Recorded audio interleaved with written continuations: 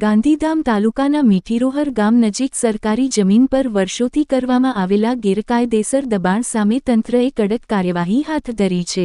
Road પાસે આવેલા તળાવ અને પીએસસી સેન્ટરની બાજુમાં આશરે 6,500 ચોરસ મીટર વિસ્તારમાં થયેલું ગેરકાયદેસર કોમર્શિયલ પાકું બાંધકામ દૂર કરવામાં આવ્યું છે.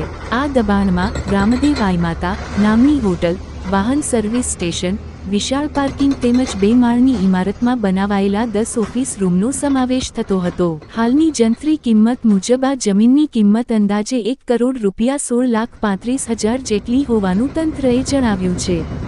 મુસ્તાક સોઢા નામના આરોપી સામે અગાઉ જુગાર, પ્રોહિબિશન સહિતના વિવિધ ગુનાઓ નોંધાયેલા હોવાનું પણ સામે આવ્યું છે. તારીખ 4 જુલાઈ 2026ના રોજ જિલ્લા તંત્ર અને પોલીસની હાજરીમાં સમગ્ર ગેરકાયદેસર દબાણ દૂર કરીને સરકારી જમીન ખુલ્લી કરવામાં આવી છે.